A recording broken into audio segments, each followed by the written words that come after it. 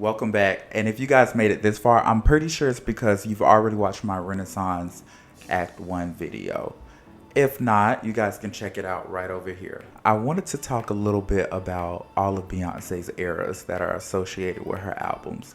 Really because I really enjoyed every era that I can remember, and simply because I miss you guys and I want to talk more. By the end of this video though, I will present to you guys my favorite era out of all 7 that we'll go over. And then I want you guys to tell me your favorite era in the comments when we're all done. So first up is my least favorite, but I guess it's still a good album, Lemonade. So Lemonade was her 6th album and it was her last album for a long time.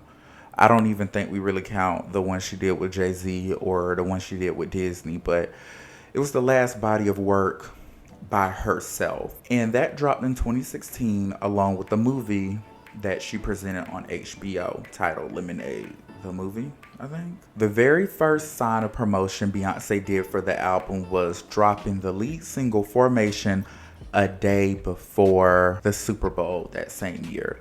She was able to accompany Bruno Mars on the stage and perform a little bit of the single, but if I'm being honest, it was so much screaming and yelling in that performance, I didn't even know what she was saying. I just know she threw up the X, she wore the Michael Jackson stuff, and it was cute. For all the Beyonce stans, you can come at me, I really don't care. The lead flopped. Like, she dropped it like on a Saturday, she performed it Sunday, and then it flopped. And then when the movie came out, it repeaked. Well, it never peaked because it never touched the charts at first. But then it peaked at number 10, I believe. Yeah, number 10. But with this album, there was some positives. There was something new that came along with it, especially with streaming rights being a thing thanks to Queen Nicki Minaj. Every song for the most part on Lemonade charted. I can't remember which songs didn't, but almost everything charted. And that's a big deal for almost all your songs on your album to chart on the Billboard Hot 100. A lot of girls are not doing that, and that needs to be recognized. So kudos to Beyonce. Of course, we cannot forget the Super Bowl hair and performance where she didn't fall Beyonce or whatever people said. And then oddly enough, I really enjoyed this VMA red carpet. It's not even a red carpet, but I enjoyed this VMA look she did with Blue. Now, as far as the sound of the album, it was her most diverse to me. I don't believe that one song sounded like the next, and I don't believe that all the songs were fitting in one genre. I mean, you had Daddy's Lessons, you had 6 Inch, and then you had Sorry, and then you had Freedom. So all those songs are completely different sonically to me. So if I had to pick a best song on that album, it would probably be Don't Hurt Yourself. Don't Hurt Yourself hits home for me, and I just love it. It's rowdy, it's rageous, it's cute, and if that was Beyonce's attempt at rock, she did that. Moving on to our next album, I Am Sasha Fierce. Okay, hold on. Let me lean over. Let me prepare for y'all to rip my hair out. But to be honest, guys, I know it's ranking low. It wasn't a terrible album. Again, in my other video, I mentioned how it had heavy pop influence, and that was a really good thing at that time. And it was a double album. The biggest thing to come out that era was Single Ladies. And being that it was a double album, I don't think people pay enough respect to the fact that Beyonce pretty much did that shit first, and then you had Gaga with the re-release of The Fame and The Fame Monster, Kesha with Animal and Cannibal, and a little T, Rihanna was supposed to re-release Loud, but she opted out and just did Talk That Talk. Beyonce did something very different with this album in this era. She was releasing 2 singles at a time. I remember Halo coming out with Single Ladies and her continuing to match that kind of energy. Don't ask me what other songs came out together because I don't know. So as far as the sound, we know it was heavy pop, and I assume the I Am portion was supposed to be R&B, but it just gave me downtrodden pop. Well, maybe downtrodden is a bad word, but just gave me low vibrational pop. I don't know, like it just gave me sauna pop, like I'm going to a spa and I'm getting a massage pop, but it was slower records. However, the Sasha Fierce Part 8, you had Ego, Diva, Telephone. But to be honest with you guys, I had a very hard time connecting with that album, so that's why it ranks so low for me. The best song on the album to me might be between Diva and Sweet Dreams, and the worst song is I don't know if it's Ava Marie or Avenue Marie, but I don't care for it. It's kind of boring. And the song she should have kept on the album was Rock. I don't know who told her to scrap that, but that just shouldn't have been a part of the plan.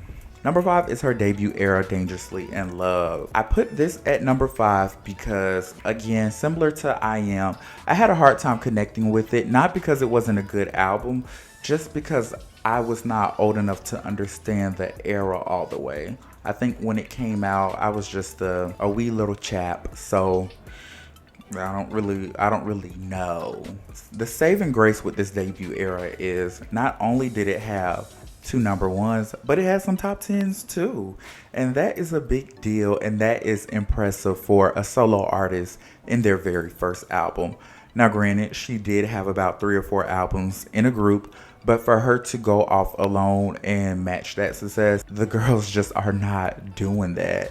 So we got to give all the credit to Beyonce for that, period. Dangerously in Love also ushered in one of her greatest hits of all time, Crazy in Love, which peaked at number 1 on the Hot 100, and to this day is still timeless.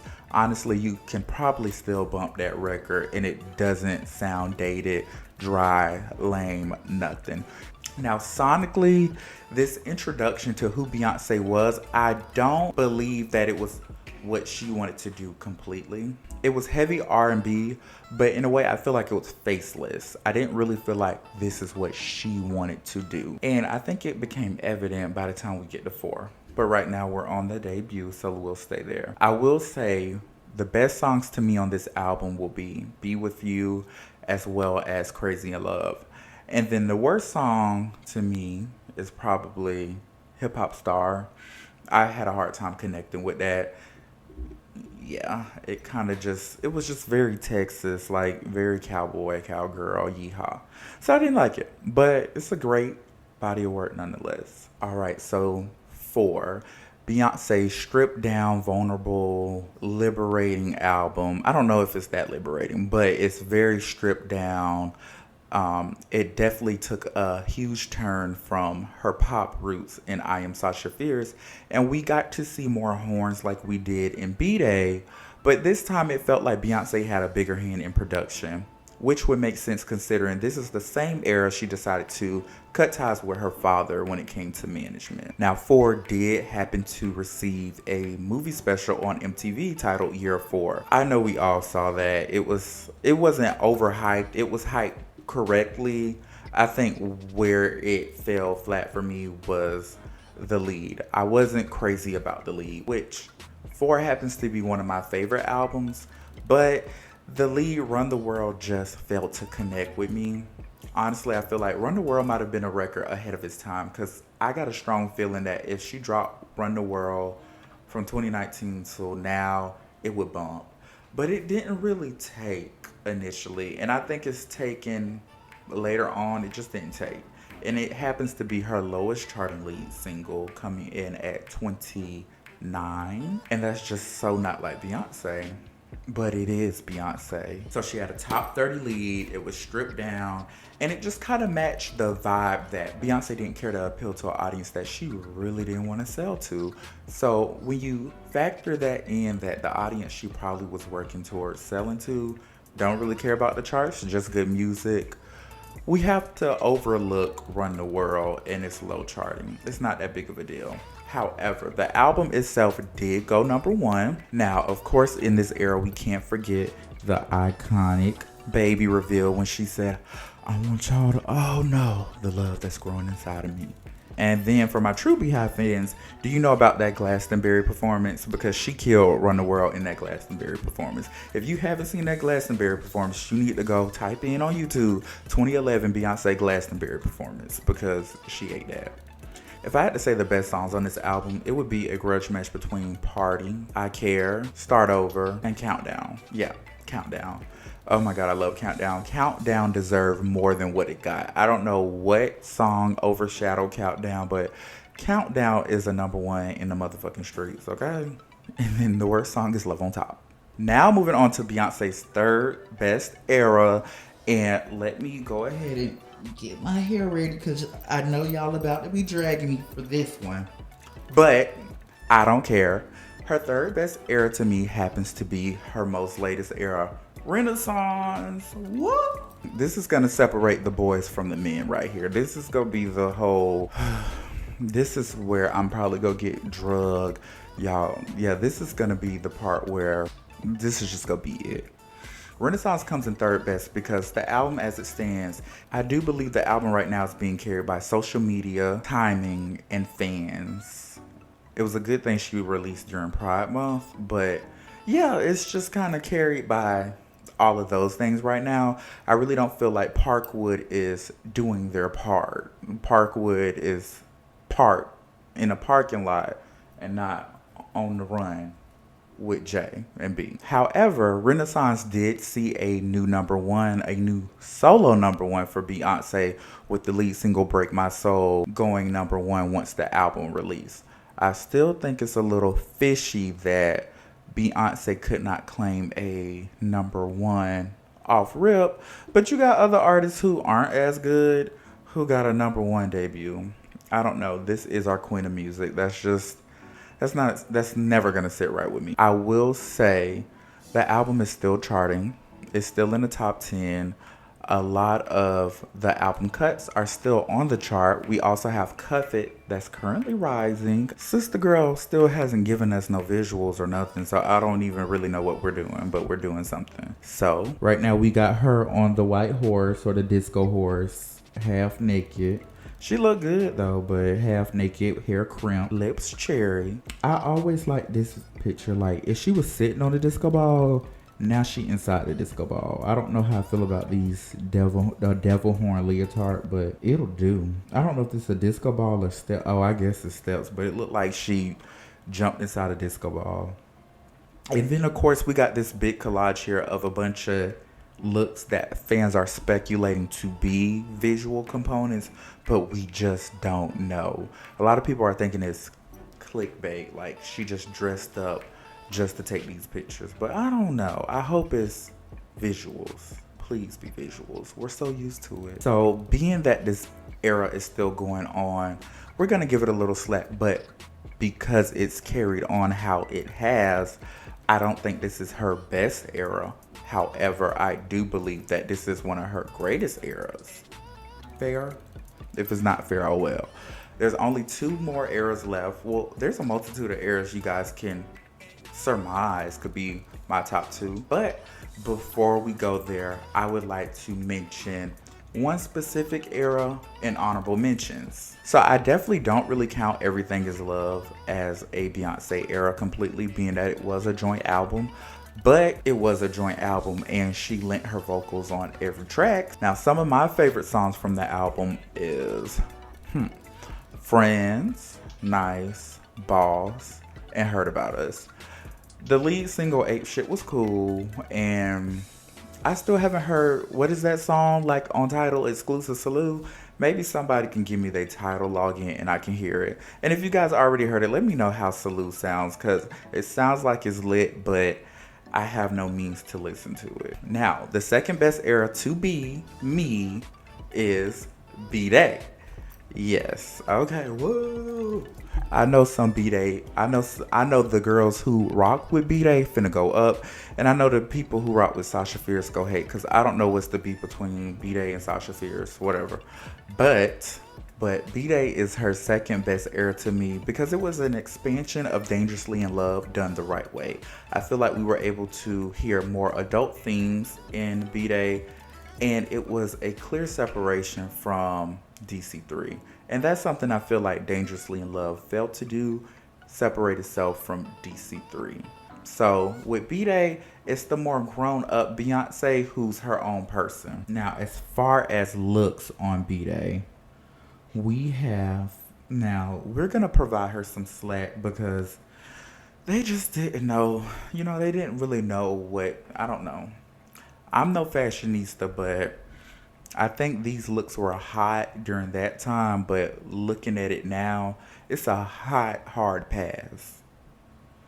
Okay, her and Jay was real cute this night. I don't know why, but this picture is really cute. Even the big curly hair, his tan suit, like it was cute. His black socks. I really enjoyed B-Day because As a child hearing B-Day, this was when Beyonce was just on the radio non-stop, single after single, back to back. And then to make matters even better, this was the first time she attempted at providing visuals for almost every song. So typical songs that didn't get pushed on radio also got a visual for you to see Beyonce's vision behind cutting the song. I would say my favorite songs, which happen to be the best in my eyes and ears, would be Kitty Cat and Ring the Alarm. And I think the worst song, oh my god, y'all are gonna keep dragging me. The worst song to me on B-Day is Resentment. I really felt to connect with it. The violin butterfly stuff just didn't resonate with me, so I really don't care for it. That would be the only song I would have to drop, but great song, I guess, nonetheless. And of course the hits like Beautiful Liar, Irreplaceable. How could I forget Upgrade You? So let me revise that list. It's Kitty Cat, Ring the Alarm, and Upgrade You. To this day, Upgrade You is another timeless record. I'm not sure why, but a lot of the themes in Upgrade You still apply to this day. Her best era is the era not even called what it should be called, but called Selftitled. That is Beyonce, the Self-Titled album. Now, I really do feel like this album is her magnus opus, her Magna Carta Holy Grail.